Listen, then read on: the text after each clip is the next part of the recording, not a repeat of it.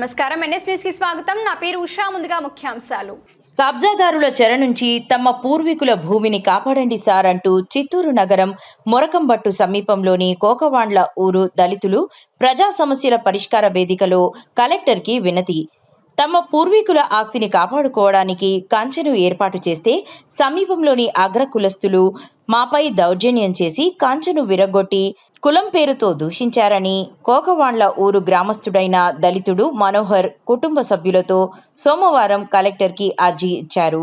అనంతరం ఆయన మీడియాతో మాట్లాడుతూ తమ తాత అగ్రవర్ణుడైన కులస్తుల దగ్గర అప్పట్లో భూమి కొన్నారని, అయితే ఇంతకాలం ఆ భూమిలో వేరుశనగ పంటలు పండించుకుంటూ జీవనం సాగించుకునేవారమని, ఇటీవల కాలంలో అగ్ర కులస్తులు ఇది మీకు ఎక్కడ ఆస్తి మాది అని మా మీద దౌర్జన్యంగా బెదిరించి రౌడీ మోకలతో కలిసి పొలానికి వేసి ఉన్న కంచెను ఇరగొట్టారని, ఇలాంటి దౌర్జన్యాలకు పాల్పడుతున్నారని దయచేసి కలెక్టర్ చొరవ చూపి మాకు న్యాయం చేయాలని వేడుకుంటున్నారు.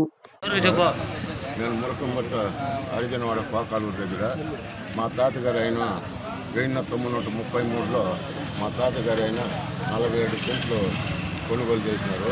అప్పటి నుంచి దాంట్లో ఇల్లు కట్టుకొని దాంట్లో చెట్లు అవి పెట్టుకొని ఇప్పటికే ఇల్లు ఏదైనా వర్షాకాలంలో మేము వర్షం పడినప్పుడు కందులు జొన్నలు చల్లుకుని దాన్ని జీవనం చేస్తున్నాము. ఇప్పుడు 90 ఏళ్ళు మేము దాంట్లో అనుభవం ఉన్నాము. ఇప్పుడు ఒక అదర్ కులస్తులు వచ్చి లోకేష్ నాయుడు అండ్ కవిత వాళ్ళు వచ్చి నా భూమి అని చెప్పేసి చాలా దౌర్జన్యం చేస్తున్నారు.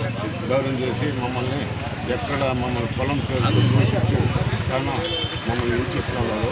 కాబట్టి నేను పోయిన నెల 29వ తేదీ నా నేలకు పెంచి చేసుకున్నా. పెంచి వేసిన తర్వాత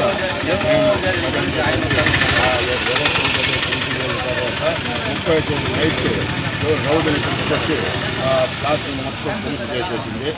ఇది అగ్ర కులస్తుల దగ్గర దళితులు బతికేదానికి ఎక్కడ భయంగా ఉండదు మాకు. వీళ్ళు నైట్ కూడా ఏం చేస్తారని చెప్పేసి మాకు భయంగా ఉండదు. రెయ్యి రావాలంటే మా కుటుంబం కూడా ఈ రాళ్ళు పాలు కొట్టుండే దానివల్ల రేపు రాత్రిలో కూడా మా కుటుంబం పైన వచ్చి దౌర్జన్యం చేస్తే మాకు ఎవరు దిక్కులేదు ఆడ. కాబట్టి మాకు న్యాయం చేయాలని చెప్పేసి కోరుతున్నాము. వీళ్ళ గురించి నాకు మా కుటుంబానికి ప్రాణహాని ఉంది. లోకేష్ నాయుడు కవిత వాళ్ళ గురించి నా కుటుంబానికి ప్రాణహాని ఉంది. దీన్ని దయచేసి మాకు న్యాయం చేస్తారని కోరుతున్నాను.